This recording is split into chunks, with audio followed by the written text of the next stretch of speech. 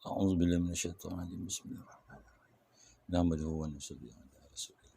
Allahumma salli. InsyaAllah tuan-tuan memuliakan Allah SWT, pada pagi ini kita sambung lagi dengan pembacaan hadis-hadis Nabi SAW. Ya, ini di dalam bab fadilat zikir mengenai hadis-hadis mengenai zikir. Allahumma salli.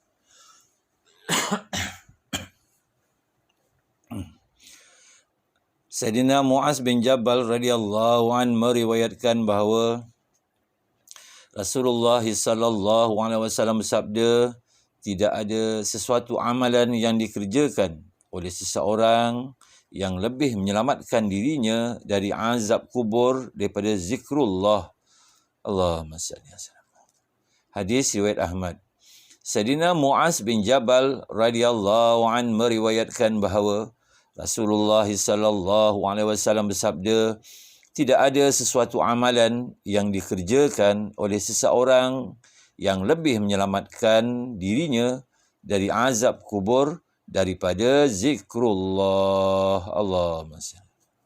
Hadis riwayat Ahmad. Keterangan, azab kubur adalah sesuatu yang sangat dahsyat. Kedahsyatannya hanya diketahui oleh orang-orang yang mengetahui tentang hadis-hadis yang mengandungi keterangan mengenai azab kubur itu. Setiap kali Sayyidina Uthman radhiyallahu an menziarahi perkuburan, maka beliau menangis begitu sekali sehingga membasahi janggutnya yang mulia. Ada orang bertanya kepada beliau, Tuan tidak menangis tatkala mendengar perkhabaran-perkhabaran tentang syurga dan neraka, seperti mana Tuan menangis ketika berada di perkuburan? Beliau menjawab, kubur adalah persinggahan pertama antara persinggahan-persinggahan akhirat. Sesiapa yang selamat di persinggahan ini, maka persinggahan yang seterusnya akan dipermudahkan baginya.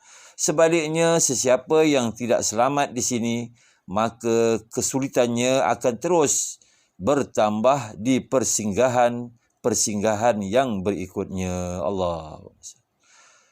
Kemudian beliau menceritakan sabdaan Rasulullah sallallahu alaihi wasallam yang berikut, tidak pernah aku menyaksikan sesuatu keadaan yang lebih menggerunkan daripada kejadian-kejadian yang berlaku di dalam kubur.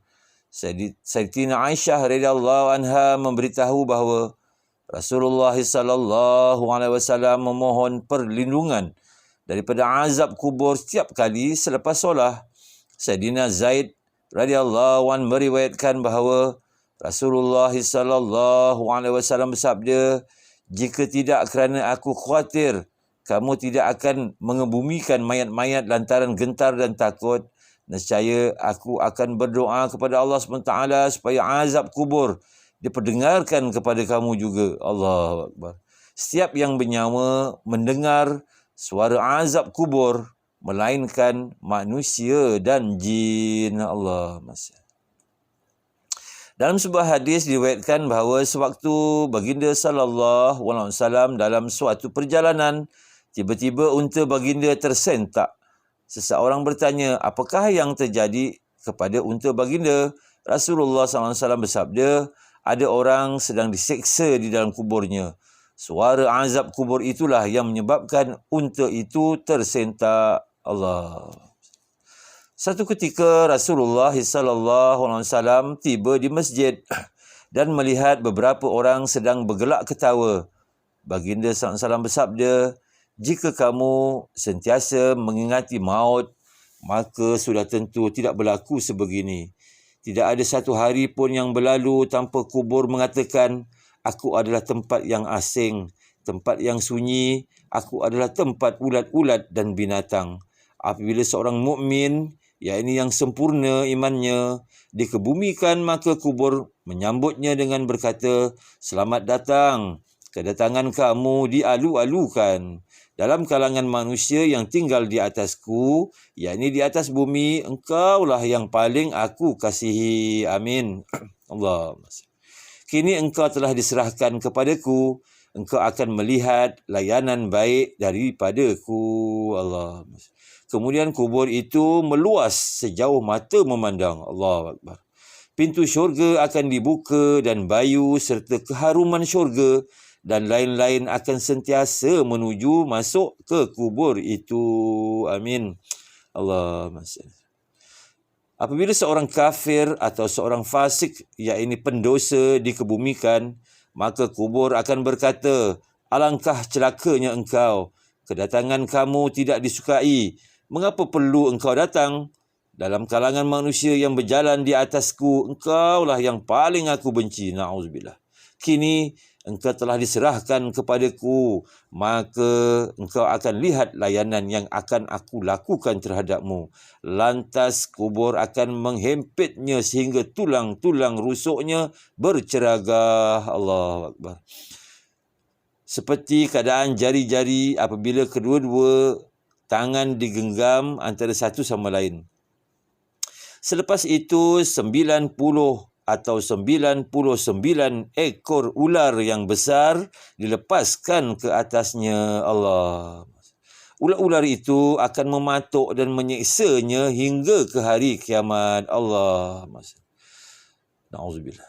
Rasulullah SAW bersabda, jika seekor sahaja pun daripada ular-ular itu menghamburkan bisa ke bumi, maka sehelai rumput pun tidak akan tumbuh hingga hari kiamat. Allahumma salli. Selanjutnya baginda SAW sabda, kubur merupakan satu taman syurga atau satu lembah neraka. Allah. Dalam sebuah hadis, Rasulullah SAW melalui dua kubur. Lalu baginda SAW bersabda, kedua-dua ahli kubur ini sedang diseksa. Seorang diseksa kerana mengumpat dan seorang lagi diseksa kerana dia tidak menjaga kebersihan dengan baik ketika dia membuang air kecil. Dan seorang lagi diseksa kerana dia tidak menjaga kebersihan dengan baik ketika dia membuang air kecil. Ya, ini dia tidak menghindar badannya daripada terkena percikan najis. Allah. Di masa ini, sebahagian besar daripada mereka yang dianggap bertamadun menganggap istinja, iaitu membersih kemaluan setelah membuang air kecil atau besar, satu perkara yang aib dan mereka mempermain-mainkan istinja. Allahu Akbar. Para ulama mengatakan bahawa tidak menjaga kesucian ketika membuang air kecil adalah termasuk dosa besar. Imam Ibn Hajar Maliki rahmatullah alaih, Hajar Makki rahmatullah alaih menulis bahawa menurut hadis yang sahih, kebanyakan siksa kubur dikenakan kerana tidak menjaga kesucian ketika membuang air kecil. Allah. Adalah dinyatakan dalam sebuah hadis bahawa persoalan yang mula-mula sekali akan disoal di dalam kubur ialah mengenai istinja. Kesimpulannya, seksa kubur adalah seksa yang sangat pedih dan berat sekali. Sebagaimana setengah maksiat menyebabkan seseorang mengalami seksa kubur, demikian juga setengah ibadat akan menyebabkan seseorang terselamat daripada seksa kubur. Amin. Seperti yang telah dinyatakan dalam beberapa hadis bahawa dengan membaca surah Al-Mulk pada setiap malam menyebabkan seseorang itu terpelihara daripada seksa kubur dan juga daripada azab neraka. Amin. Allahumma salli. Mengenai zikrullah yang boleh melindungi daripada azab kubur telah pun dijelaskan dalam hadis di atas. Allahumma salli. Jadi alhamdulillah, tuan-tuan dimulakan Allah SWT. Mudah-mudahan Allah SWT kurniakan kita taufik dan hidayah. Apa yang kita dengar ni dapatlah kita amalkan serta sampaikan, insya-Allah. Kita tutup dengan tasbih kifarah. Subhanallah wa bihamdih, subhanakallah wa bihamdika, asyhadu an la ilaha illa anta, astaghfiruka wa atubu ilaik.